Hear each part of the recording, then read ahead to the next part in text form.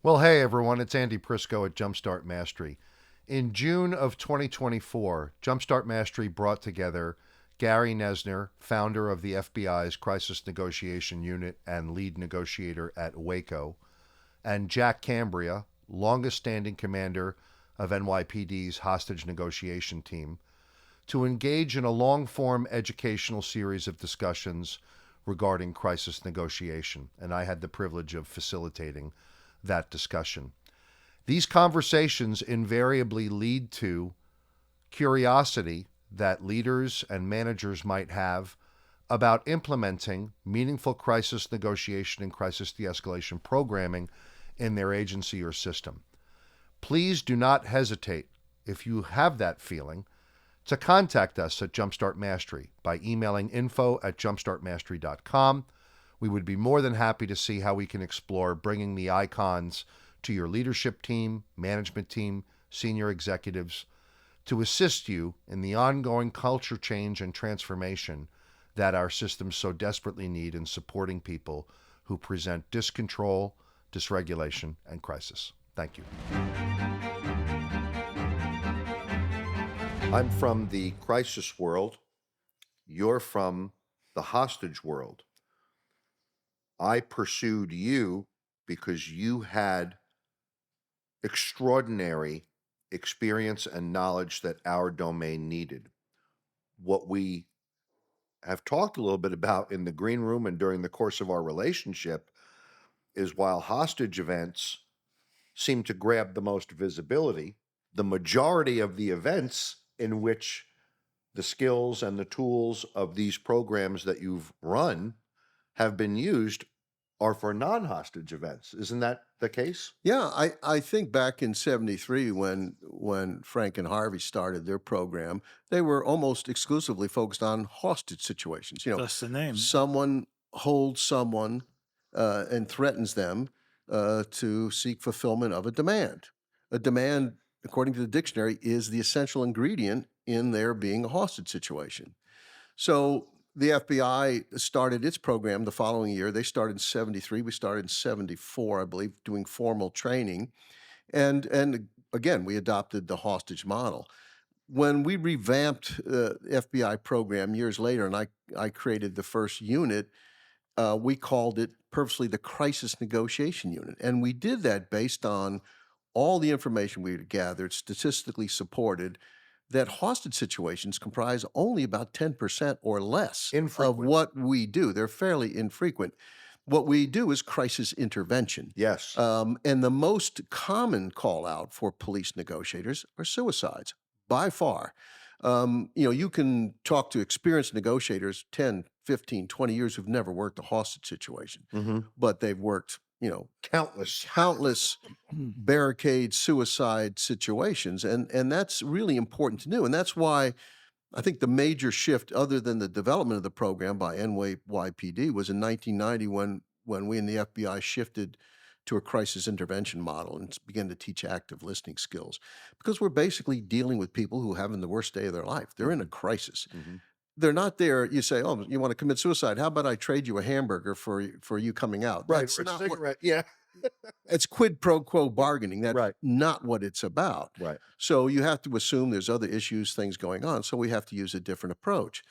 If people don't need you for something and they don't want anything from you, it makes it quite challenging to exert influence over their behavior.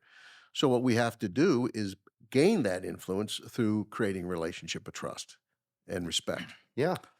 So in New York City, we had still do, three different types of response protocols. With one of those response protocols having two subsets. So there's the hostage situations, as Gary pointed out, which is a much smaller number. They're about 10% of the responses. The second category, which has the two subsets, are the barricaded individual, those that are by themselves. And that where it comes into two subsets, the first category of the barricade is the barricaded perpetrator, criminal who is wanted by the police. That the detectives knock on the door to arrest him with an arrest warrant. I'm not coming out. I'm not going back to jail. I'll shoot it out with the cops before I go back to jail. Okay, enter the hostage negotiator. We're going to talk to you. The second subset or category of the barricades are the mentally ill or emotionally disturbed, who are now acting out in a manner where they are no longer responsible for themselves Right. and they need an intervention. So we'll enter again the hostage negotiator. And then the third category of response, or as you just mentioned, Gary, are the suicides. Suicide Yeah. individuals on a bridge, on the girder of a bridge, on the top of a rooftop. And if they're still standing when we arrive, it's automatically telling us two things. The first thing it's telling us that there's a part of them wants to die today. They're standing on the girder of a bridge or the top of a rooftop. And the second thing it tells us at the same exact time, there's a part of them that wants to live today. You bet. They're standing on the girder of a bridge or on the top of a Classic ambivalence. Yeah. And They didn't jump yet. Yeah. for us, comparing us to a salesman, that's our foot in the door. That's our entryway into trying to help them find something to live for. Yeah. You know, the other thing I tell when I teach around the country, like when I used to teach more, and you teach still, Jack, quite a bit, police officers would say, well, we don't have any of those big time hostage situations here. We only have suicides. And I would say, you know, in reality, hostage situations are pretty easy. The person is there to get their demands fulfilled, not to die. You know, I won't say they won't die. There's not loss of life, but that's not their primary objective. Right. They need to hold the hostage to compel a third party, police or otherwise, to get them what they can't get on their own. Right. So in that, there's a recipe to come to a solution. You know, when they realize they feel empowered, I'm going to threaten this hostage. I can make you do whatever I want. And then when we stall for time, good name for a book, when we slow it down, we make them work for everything they get.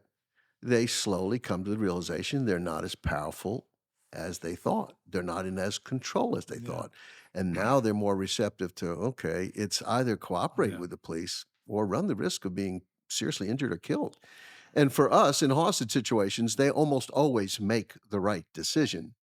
Contrasting that with suicides, you know, as Jack and I were talking earlier, there's some police officers who've done dozens and dozens and they've been fine. But if you do enough suicides, if you respond to enough of them, someone in that state of ambivalence is going to go ahead and kill themselves. Yeah. And it's not because of something you did or did not do. That's right. It's a decision they made. That's right. And it's also perhaps a topic for a different discussion, but it is the thing that has the most impact on negotiators because we tend to blame ourselves for Kevin the loss of a Briggs is our suicide. friend. We know him. We know his story. Kevin carries an extraordinary Amazing man, of trauma from, I mean, literally hundreds of those on the bridge he had to do. And he loves both of you so much. And, Well, thank you, and he And knows we're listen, here together doing this. Now, to Gary's point, if someone is determined to do it, they're going to do it. That's And right. there's a story that comes out of New Jersey from a negotiator. I got the story from a class I did a couple of years back, where there was happened to be a female negotiator negotiating with this individual, barricaded by himself, had a gun, and he starts yelling at her, "You shut the Yeah. and if you say one more word, I'm going to blow my brains out."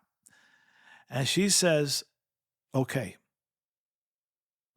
And he blew his brains out because she said one more word. So he was determined to do this. He was just looking for an excuse. Yeah. And she gave it to him. She was devastated by that. I know when it's a jewelry store robbery, a convenience store robbery, a bank robbery, and loss of life is fairly rare in those. But when there is a loss of life, we all know who to blame: Mr. Bad Guy, who's engaged in bad activity and whatever. But when it's a suicide, you know, it's not always some desperado. It's, you know, a nice lady whose husband's left her. It's an old man whose family's abandoned him or he doesn't have a family left. You know, it's a girl that didn't get a date to the prom. Who knows what it is? And these are good people. I remember I taught a school in Alaska back in the 90s, and, you know, the whole audience is in there, and all these beepers go off in the front row, and all these Alaska state troopers, gone, you know. They come in the next morning, and I say, well, I think you probably have a story to share. Yeah. And they did. And they get called outside of town in Anchorage, and there was a middle-aged lady whose husband had left her. Her kids didn't live anywhere around her. She had no family support. And she was sitting on her front stoop with a gun to her head, and she was going to blow her brains out. And these cops were just getting trained as negotiators. So they said to me, you know, we did that active listening shit. You know, that shit works.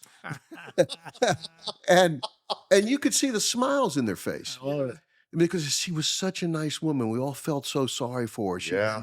She'd been dealt a bad hand by this jerk of a husband. And, it was an emotional event for them, but they had now been recently armed with the skills where they could, instead of, ma'am, put your gun down and come over here, it's, can you tell me what happened? I want to hear more about this. And it must have made you feel terrible and all this kind of stuff. They identified with her and they became human beings and they saved her life. Yeah. Now, statistically, she may never try that again. It's a great feeling that is often overlooked. You bet it is. The outside critic would say, "Oh, well, she probably didn't really mean to do it." Yeah, really? Yeah. It looks real easy till you do it, but you have to invest the time and effort. But those suicides are particularly tough, as the story that Jack just mentioned. I was a partner that was telling the story. He mentioned it in the class. I asked him, like you do, would you mind telling the story? And he did, for training purposes and Yeah. learning. And she wound up leaving the team. It impacted on her so greatly as a result of that. But I think what we try to do as negotiators is to motivate behavior. Why is this important to you, talking about suicide cases, and not to do this? There's a case comes out of Virginia. The girl's name was, I think it was Alexander Valores, but that falls short of positive knowledge. But she committed suicide. She was a young girl. She's like 13 or 14 years of age. And by all accounts, she was a brilliant student, A student on the honors roll. She was a violinist, very talented musician. She was the captain of the cheerleading team, for the Wow. football team. And she wound up, she had these demons that the parents never even saw. Yeah. And one day she goes to a bridge in the area and she jumps off and she kills herself. Devastated, no doubt, parents. And they go back to her room. Police got involved. And they go back to her room. They find a note that she wrote to herself. It was a sort of a suicide note. And in the note, she writes she poses a question to herself. And the question is, what will you miss most about dying tonight? And then she answered the question. The chance that everything will get better again. So I use that as I use that example for negotiators to possibly use if you have somebody on that gird of that bridge or contemplating suicide, the gun to the head. Can I ask you a question? What do you think you'll miss most if you do this tonight? Yeah, And help them with the question. Another powerful thing is, how will this impact others? Because they don't tend to think about the legacy this leaves to the family. Yeah. We dealt with a guy once that said, what the statistics are in children who commit suicide whose parents have committed suicide. Yeah. And this guy was very attached to his daughter, and it sort of shook him to the core a little bit like that. Suicide's a permanent solution to a temporary problem. Yeah. So we try to find what everyone knows in the negotiation business, the hook, something to live for. We had a situation in Minnesota once. A guy's barricaded in his house. He's depressed. He's got elderly man, and he's got a dog outside. He wouldn't even communicate with us, but the negotiator finally said, Mr. So-and-so, we see you have a dog out there. We don't know if it's been fed or watered. We're going to get the dog and make sure it's taken care of. He says, don't you touch that dog. It brings him to the phone and it opens a dialogue. And at the end of the day, it was, what's going to happen to this dog if you kill yourself? Yeah. He's going to go to some shelter and maybe Thank be you. put to, and it turned him around. Yep. I had a guy one time on the girder of the Verrazano Narrows Bridge. It's the bridge that links the borough of Brooklyn to Been over Staten several Island. times. Yeah. At the time, he was a 63-year-old man. He had no job, no money, no family, no friends. And as I'm listening to him, trying to empathize with him, and I say, yeah, I know exactly how you feel. You know what he says to me? Because you don't know exactly how I feel. Because if you did, you'd be standing here right next to me wanting to jump. And when I apologized, I said, I said, I'm sorry. I didn't mean no malintent by that at all. He forgave because, yeah, whatever. But then I said to him, again, it's about motivating behavior. I said, if you do this, you'll be killing the wrong guy. And he looked at me. What are you talking about? The guy in that go to the bridge is not the guy that you know. Yeah. Some emotions have brought you to this point in time. Some adverse life factors have brought you to this point in time. Would you have been on this skirt of this bridge last month or last year? Probably not. Right. So you'll be killing the wrong guy. What a stop and think moment you And he created. did. He looked at me like, you mother.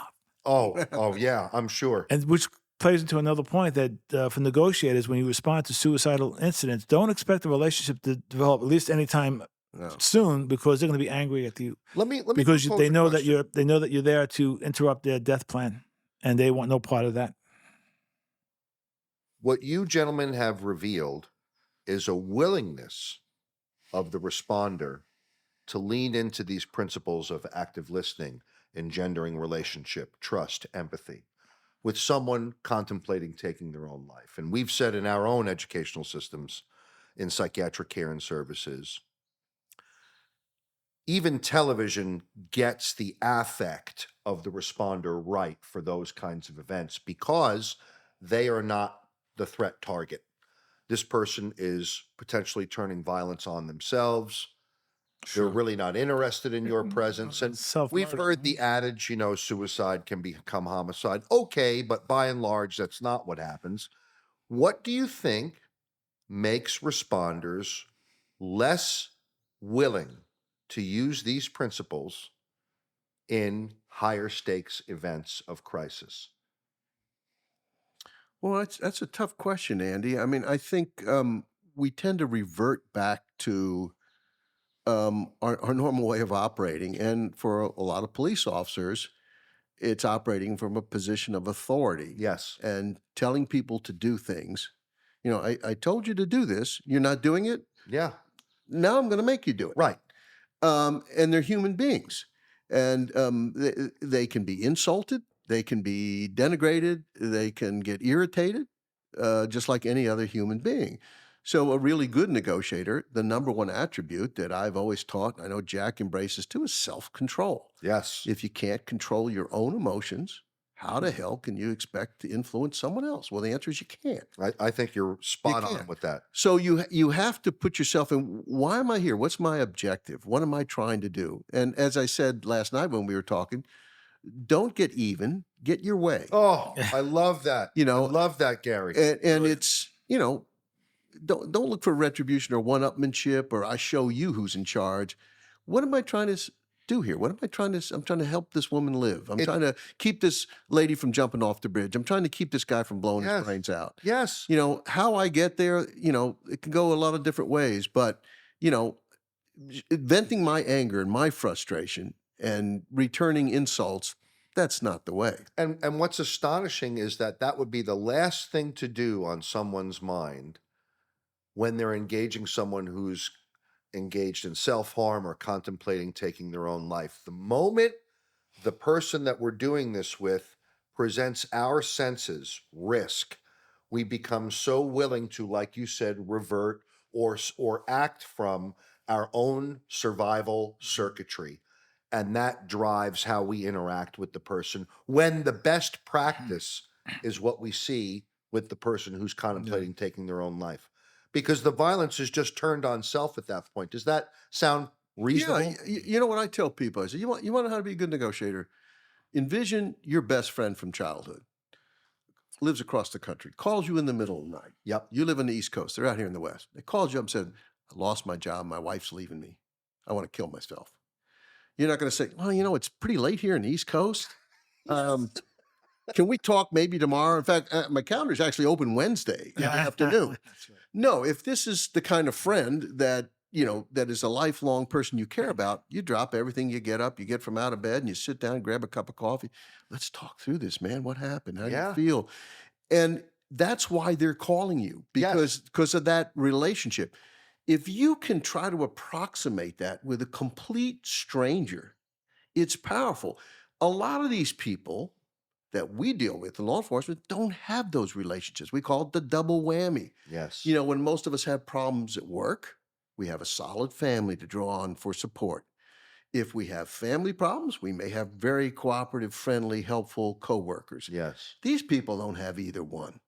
They don't have either one. Right. Double-edged sword syndrome, Yeah, exactly. So we have to be that comforting entity. God, I love what you're saying. This is so true in the healthcare domain. This is so true that people served in psychiatric care and services are encountering someone producing genuine empathy, a genuine desire to understand, very often for the first time in their adult lives, that there has been so much abuse, neglect, trauma, or serious mental illness that the willingness of anybody to show some kind of selflessness to them is very unusual. I think people are inclined to manage psychological distress by believing in the credibility of that negotiator. Yeah. So if you come in there, you're highly credible, you're showing you really want to help that individual get them to this point in their life, you'll have a much higher success than if you just go in there to, we all know the individuals that say, let him jump. He's holding up traffic. Yeah. Well, we don't want that guy. We don't want that guy No. on Yeah, a get hostage him team, on outta a here, crisis yeah. team. Yeah. So I think if you are highly credible, you have a much greater chance of getting an incident resolved over time. It's just, and it's a process. It doesn't is. happen. I have, in my many years of doing this kind of work, so 34 years in policing, but 30 years of doing this kind of crisis work, as I said, 16 in ESU and 14 in hostage. I have never, ever gotten to a scene of an incident and say, hi, my name is Jack. Come on down. Yeah. Yeah. It's never happened. Yeah. Never happened. So there's a process. And as I said, they're going to be angry with you because they know you're there to interrupt their death plan. And they want no part of it. Right. So you're going to be met with a lot of resistance out there. But you have to stay this But you're slow and ready steady for it. course. In other words, what you're revealing here, Jack, is that you're walking into this knowing this is going to occur. I'm not going to let it move my needle. I'm going to stay focused on the That's right. objective. I want to motivate this person to choose to come down. And I'm going to have to, as Tony Blauer would say, weather the ambush of their anger and verbal assault, stay regulated so I can stay focused on these skills and focus on the objective. That's entirely reasonable. And why people are so quick when we know this works to abandon that is a phenomena that I think brings us here to talk about this stuff, to remind, to help people to consider deeply. This is meaningful information for you to deeply consider in how you interpersonally interact with people. Particularly in the law enforcement context, but I think in your area as well, when people act out, what are they really saying to us? They're saying, I want to be heard. People aren't listening to me. I have an unmet need. I have an unfulfilled need. Yep. Absolutely. And we have to be the ones that fulfill that need. Yes. And be the sounding board, and we do the active listening skills, and we show we're non-threatening, non-judgmental. I think the biggest single thing police departments can do when responding to a crisis, to the extent possible, putting safety, officer safety, and containing a situation so it doesn't spread and endanger the community. Aside from that, lowering the tension to the extent we can, de-escalating, not getting too close, not putting too much pressure. Because in reality, what we perceive that we're doing is quite different from what the person inside might. Oh, What we view as just, these are just normal security procedures. We do this at every scene. They're looking at this as threatening yep. and encroaching. So we have to find creative ways without jeopardizing safety to be less intrusive, to be less of seen as a threat to these people. It's an important aspect to this. It's the old king in his castle. Yep. People will defend the most ramshackle, Yes. despicable dwelling in the world because it's mine and you're out there and I'll fight to the death to defend it. Let's touch on this point because you come from a domain where your arrival is trumpeted before you get there. There's vehicles painted a certain way, uniforms, helicopters, Yeah. officialness. In other words, Lights and before you sirens. even make contact, there's all of this noise that arguably in the neurological context could be like putting gas on the fire of the limbic system. What do you say to the notion of the strategic or professional responsibility to have to manage that phenomena? That's a tough one, and to some extent, it's almost impossible. You can't tell the whole department, don't respond vigorously, Right. And then there's criticism of did we not get there quick enough and try to thwart ongoing violence or whatever it might be. But I'll tell you where this comes to play. Even today in this country, you will find there's probably maybe a majority of police departments that have the following policy. No one makes contact with the perpetrators until the tactical team arrives. And I always say, why? I said, well, what if he surrenders and we're not ready for it? And I always say, if somebody's willing to surrender, I'll pull out my little 5-shot I'll take it. chief special, and Yeah. I'll make it work. It won't Yeah. be in tactical quarterly Right. as a surrender of the year. We'll make it work Right. in a safe way. What it fails to recognize is the incredible value of verbal containment. Yes. We should have communicators, even if they're en route in a car, in my opinion, start to contact this person already to explain what we're doing there, why we're here, what we don't want to do. We're not coming in to hurt What anybody. they may see unfolding in the next 10 minutes. Yeah, because left to their own devices, they're going to think the worst of what we're doing. So Absolutely. we need to interpret it. When they're talking to us, they're not harming hostages or victims. When they talk to us, they're not looking out the window to see where the sniper's set up. When they talk to us, et cetera, et cetera, et cetera.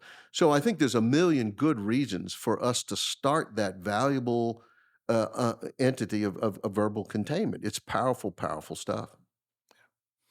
And to that point, I remember I used to go to a high impact incident, a lot of moving parts on it. And I would always get there a little bit, after the fact. Mhm. ESU's already in place. The 12 units are in place, and the incident commander is screaming for the hostage negotiators. And when I would get to the scene, not just me, any of the negotiators, the incident commander would see us and it'd be like Moses parting the Red Sea, because he or she knows that we are there probably more likely than not to get this resolved for them, because we start to slow it down Right. now, right? The behavioral lowering impact that Yeah. we train as negotiators.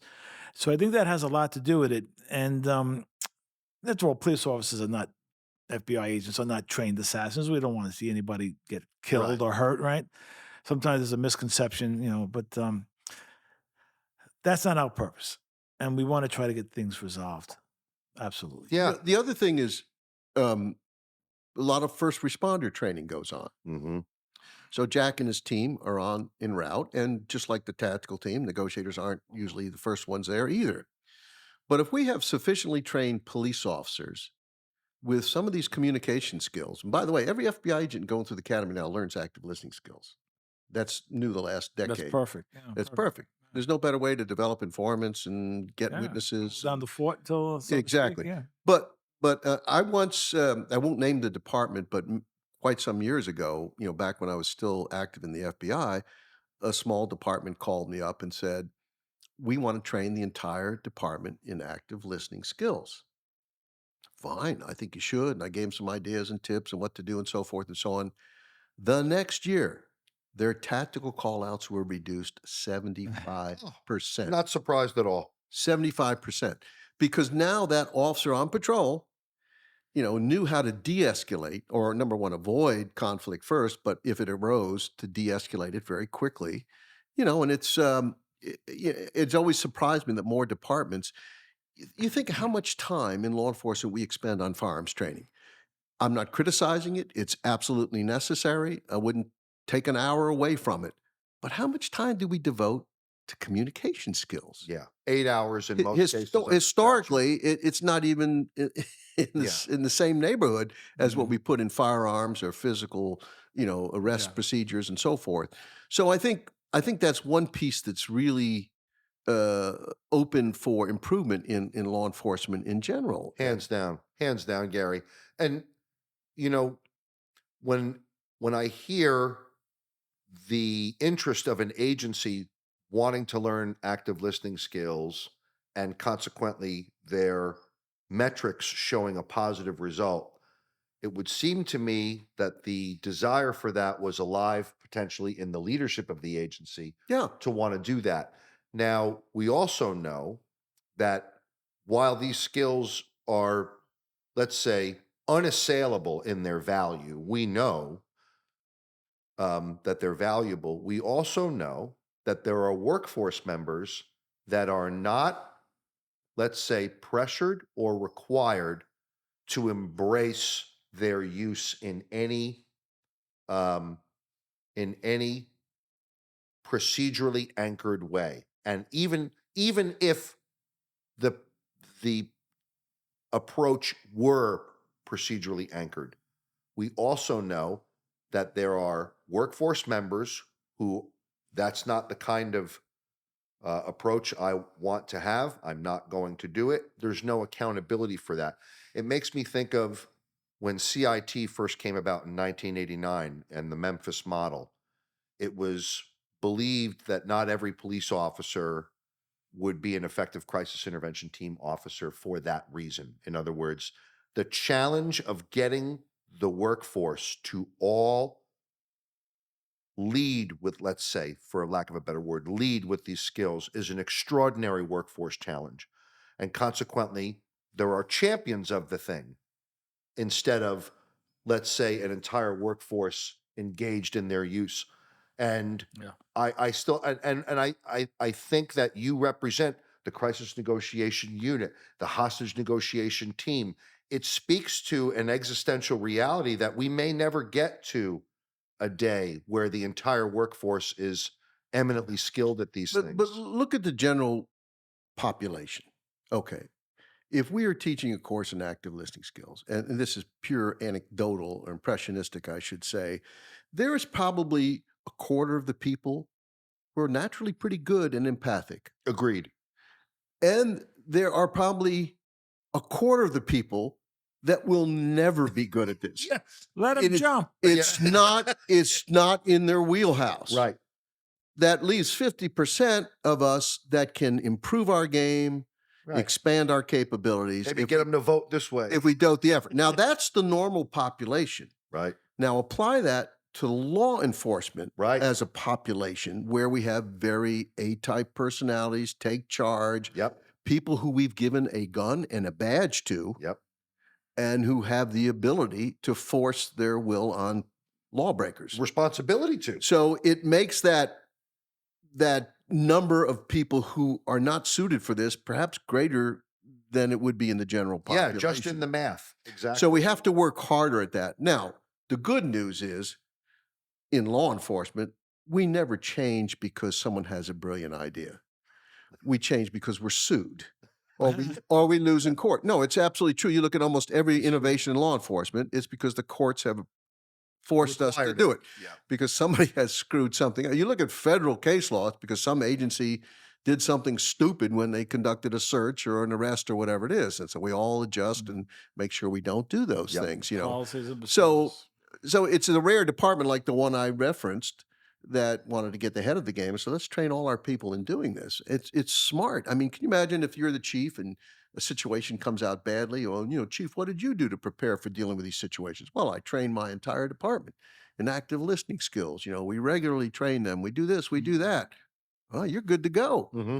If you say, well, we didn't think it would happen here, we didn't feel that training was necessary, Yeah. you're not in a stronger position.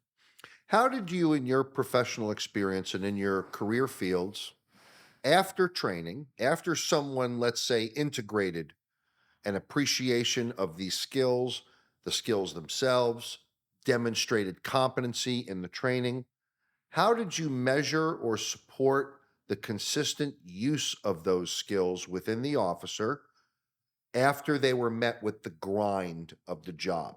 In other words, these are skills that maybe at our level they're unquestionable. We almost take them for granted on occasion. But when you're constantly faced with the presentation of challenging behavior, managing high risk conditions, there's a grind associated with the work that could potentially erode, even unknowingly, Mm. the skills being applied with fidelity. As leaders, how did you circle back around to the wellness and competencies of the officer or agent in the negotiation domain? Yeah, I would suspect maybe you did something similar, Gary, in the FBI, but in New York City, we have it's an application process. It's a volunteer basis for those that want to become negotiators. They fill out an 8-page application. It'll come to me. I'll vet that. I'll do my own background kind of investigation on what type of officer this individual is. I'll check their past performance evaluations, civilian complaints, those kind of things. And once I get a good sense of that officer, this might be a good candidate. I also depend on recommendations of other negotiators. You got to take this guy Andy. You got to take this guy Gary. Right. Or man, this guy Jack. Maybe not. Yeah, not the right fit. pick up Yeah, Jack. right. Yeah.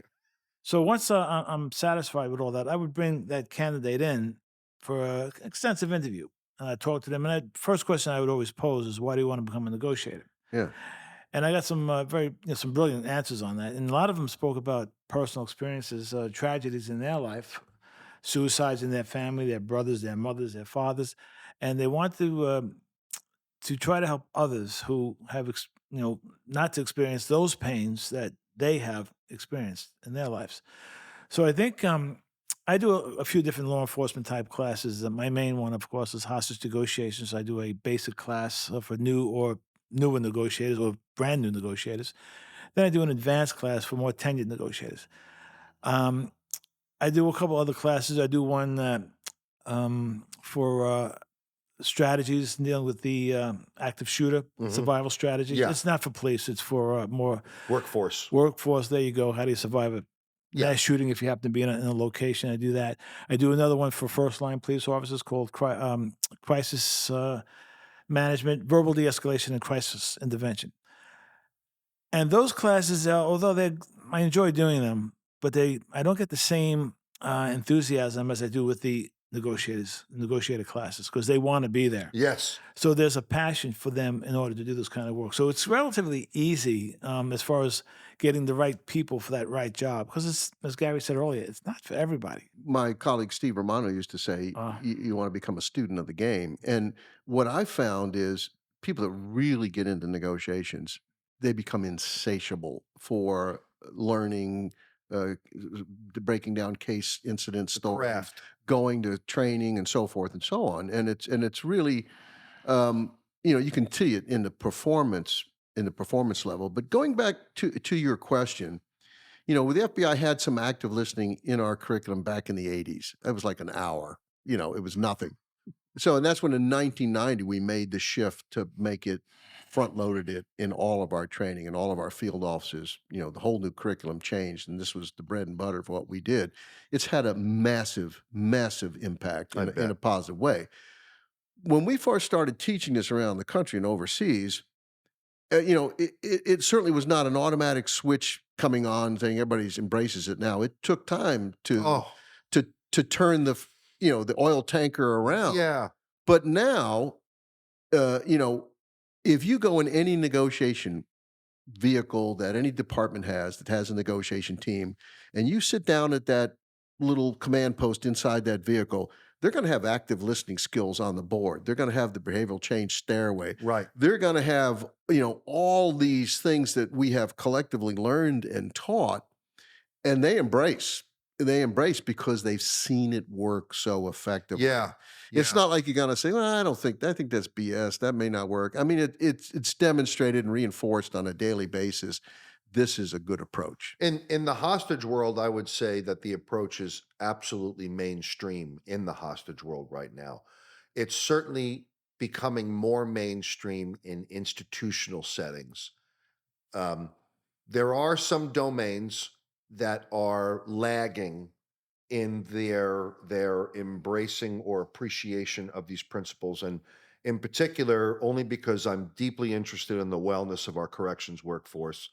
Our corrections champions and our leaders today are really trying to be at the edge of transforming very, very old traditions and cultures in prisons and jails.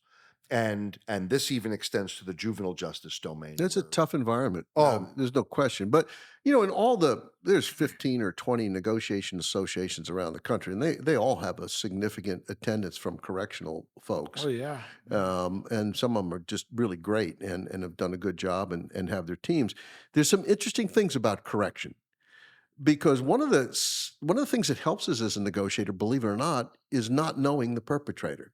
We don't have historical baggage in the relationship. You're not there on the day-to-day. So the correctional officer may work in the same facility and know quite well the person within the facility who's holding a hostage. And they're an Well, they asset know to you. also, right? They know the hostage also, probably, right? The good news is Their colleagues. they have the psychological history, the background, Sure. contacts or relatives. They got all that. The bad news is that thing I just mentioned, of familiarity.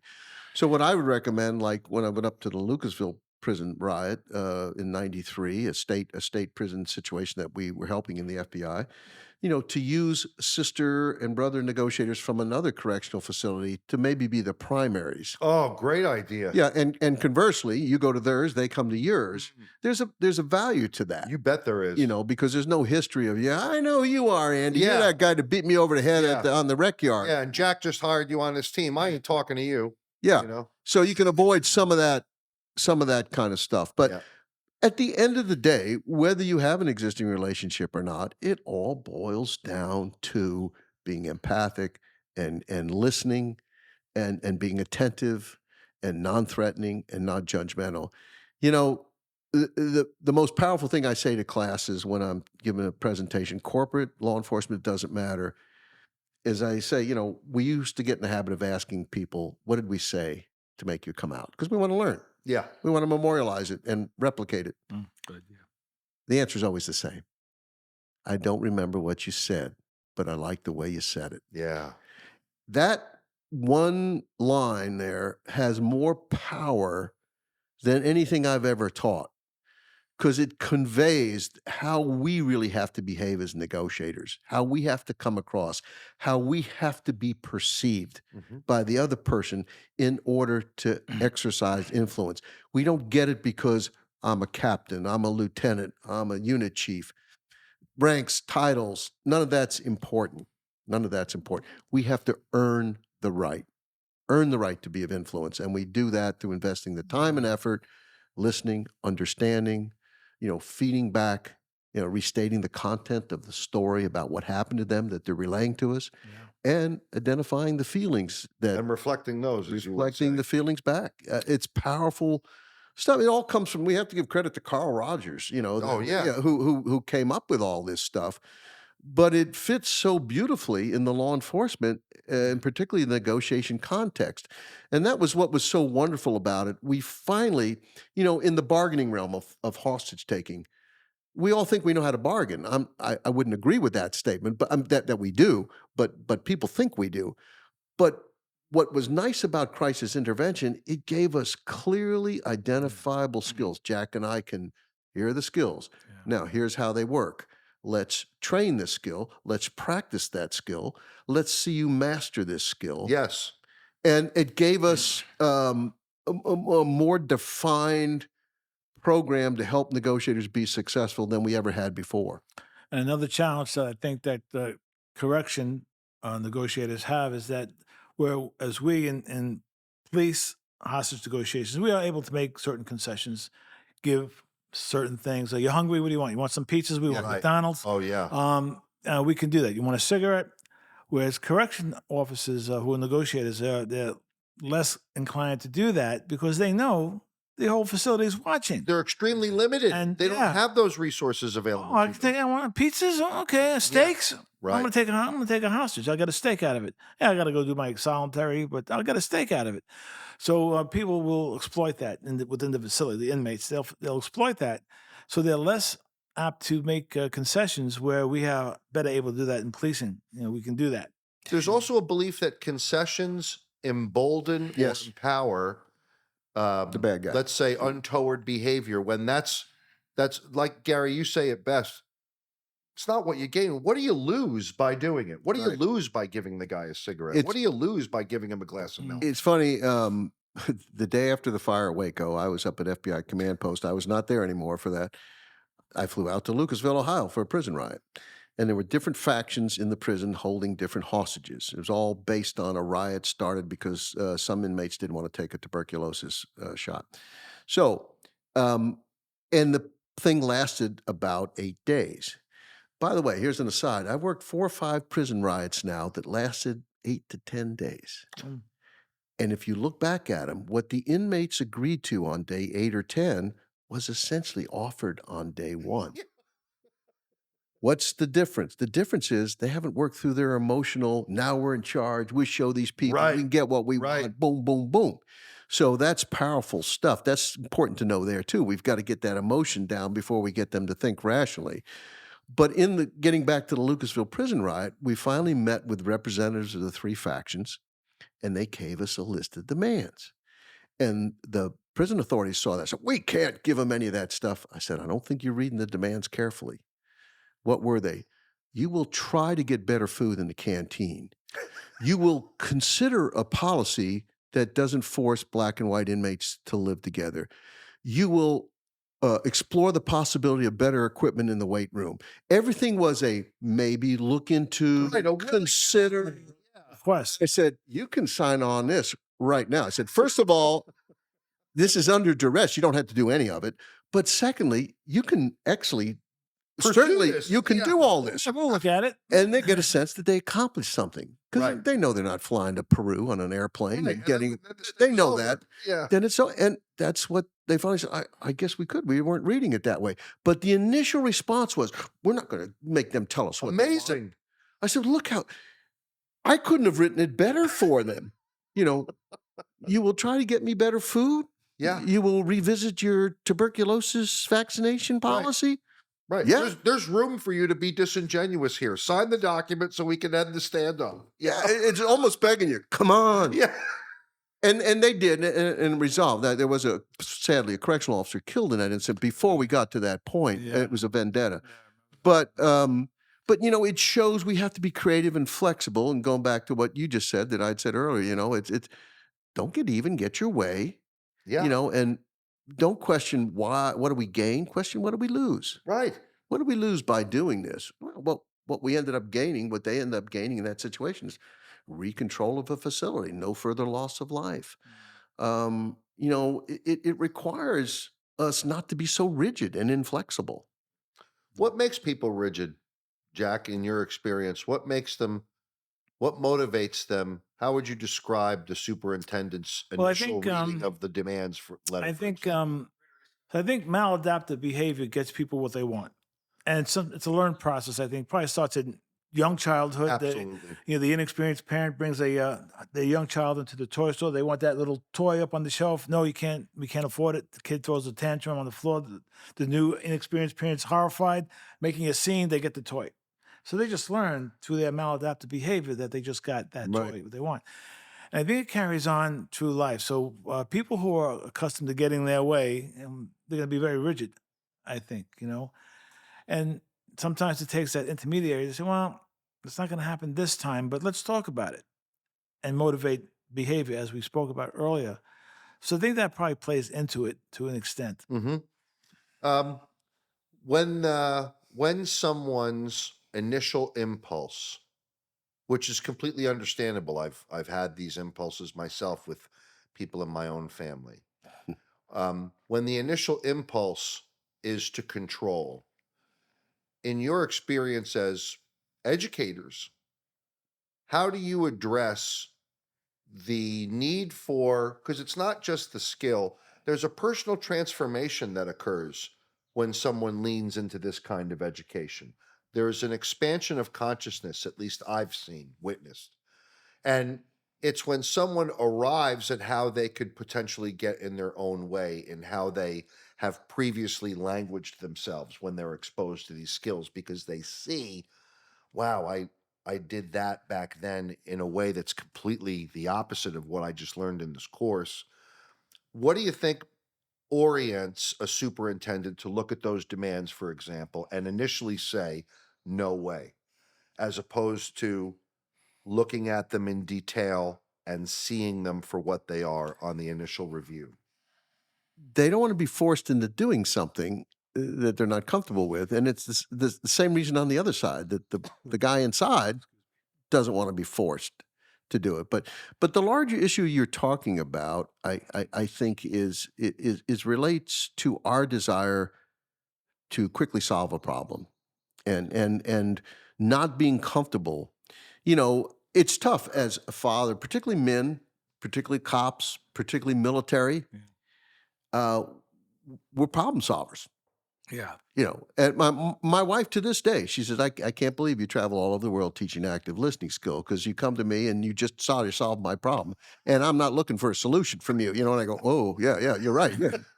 But it is our first, it's our default, it's our instinct. Oh, your boss said this. Well, you tell him that. You know, and you say Right.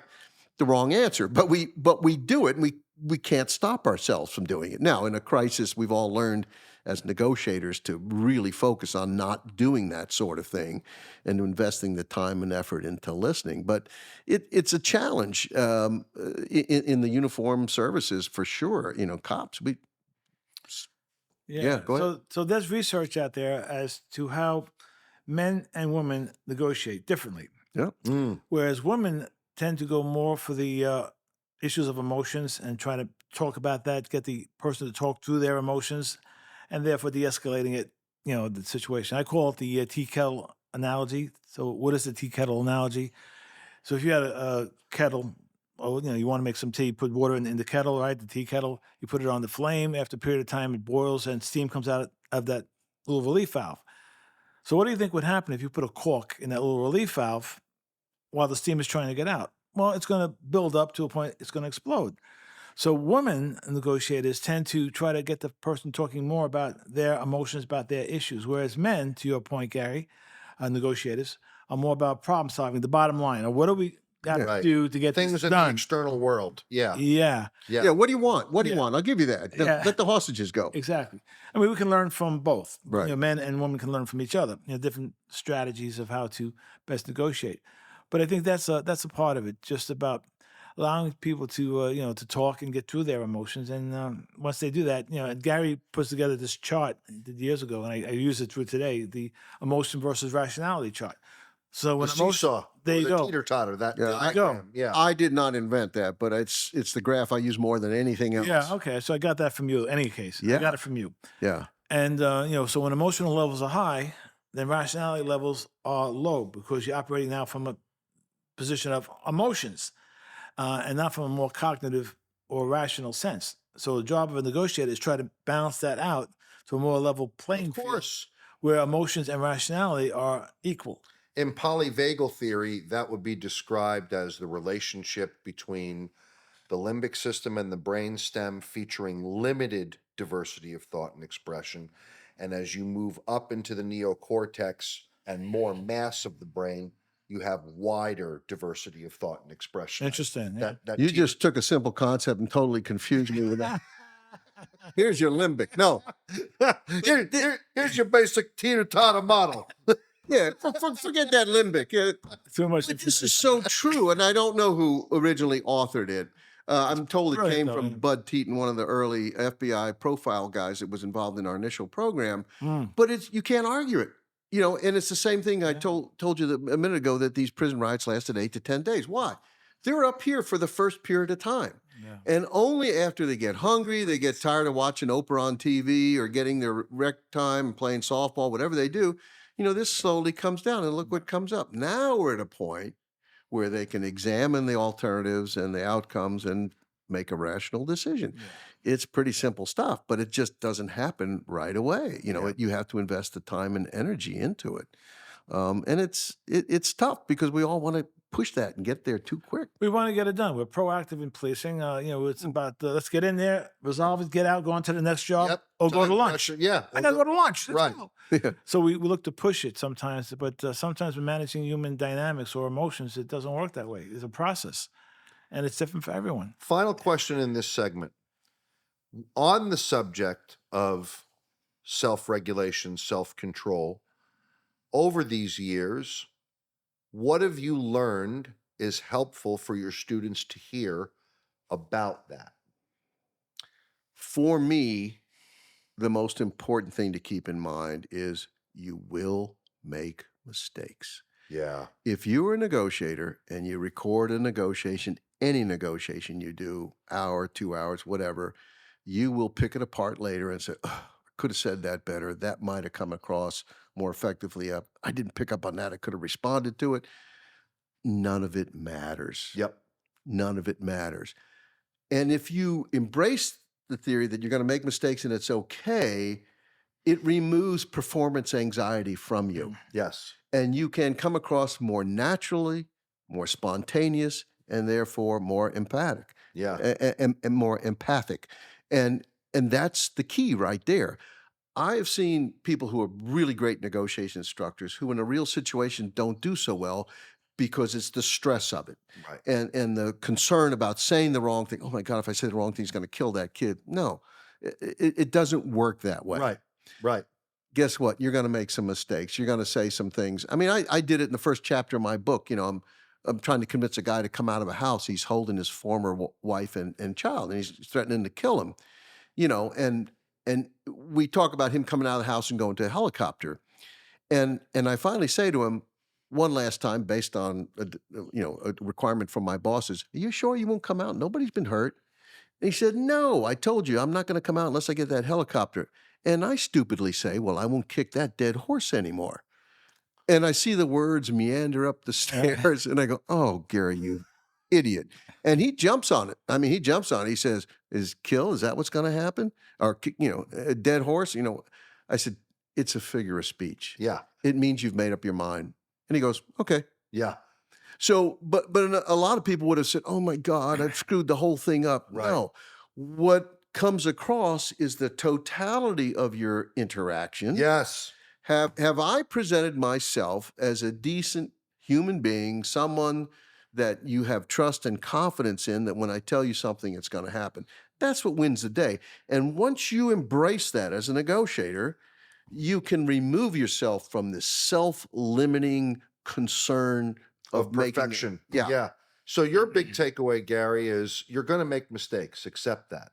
Jack, in your years of educating others on the subject of self-regulation, on the subject of self-control, what has been a chief, let's say, learning point for you to describe the value of that to your students? Well, I think it's after you're doing this for a while, you finally get it. But it's the realization that that individual, that barricaded subject, that hostage taker, will be coming out of this location eventually. Hopefully not in a body bag, right? But they will be coming out. So there is a time factor involved. And it's a process, as we already mentioned several times. And it's a process also of not taking it personally. It's not personal. Why would you take it as such? I tell a story when I was a young officer in the emergency service. One early Sunday morning, we had this lady who was emotionally disturbed, and she's walking down Bedford Avenue, 300-pound woman. She had no clothes on, was going down. She was a black woman. Right. And so the precinct calls us, emergency service, and my partner and I respond to it. And so when we get there, I go into the back of the truck, I pull out a polycarbonate shield, and I go up to her and I stop her. So I have a little barrier between her and I. Yeah. And she opens up with a barrage all over me. My race, about what I am, what I did, sexual exploits I had with my mother, right? Oh my gosh. And finally I stopped her. I said, "Ma'am, why are you yelling at me? You don't like me for something? For some reason?" And she stops now. She goes, "Why do you say I don't like you?" I said, "Well, I'm assuming that's why you're talking to me." She goes, "No, officer, there's only one way that you would understand that I don't like you." And she said to me, that would be 1 second before you die, you would see my face. That's the only way you would know that I don't like you. And how I interpreted that, she goes, in my mind, she was saying to me, "Officer, I'm crazy. And you're taking this personally. It's not personal." Isn't that amazing? So I took it as a brilliant life lesson early on in my career with ESU in particular. And from that point on, people can be yelling and screaming at me all they want. I don't know them. They don't know me. What they're lashing out is the uniform. I represent authority. I represent government, everything that they're opposed to. That's what they're yelling or lashing out at, not Jack Cambria. They don't know me, Yeah. So that was another lesson that I kind of... And how many times in a situation where, whether it's a recorded negotiations or we had a prolonged conversation and there's a break and the negotiation team said, "Did you hear him say so-and-so?" "Yeah." "What do you think he meant by that?" "I don't know." Ask. It's ethical to ask. Whenever that comes up, what did you mean by that? Yeah. And your case reminded me of that, where she explains what you'll know. Yeah.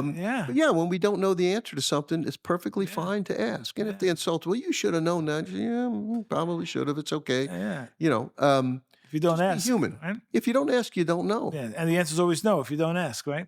The answer's Absolutely. always no. So you might as well ask, as you say, right? Yeah. No, that's absolutely correct. The other thing we haven't really talked about is, hopefully we keep talking about an individual situation that, you have a team you're working with, at least what we call a coach in the FBI. Some departments call it a secondary. The idea is not to pit our one brain and experience against one person who's, acting out, but it's to leverage, the three of us are working together here. Right. Our collective experiences, our collective assessments, and coming up with the best plan we think in terms of dealing with the issues that we've identified. And it's amazing how often in a team setting, someone will hear something that, Andy hears something that Jack and Gary didn't hear, and he brings up and you go like, "Oh yeah, I didn't. You're right. That's an important point because there's a lot going on in Yep. these things. So leverage it, leverage Yeah. a team. There is no lone wolf McQuaid investigator, right. negotiator that does it Team, all, yeah, you it's a know? team, yeah. Yep, yeah. it is a team effort.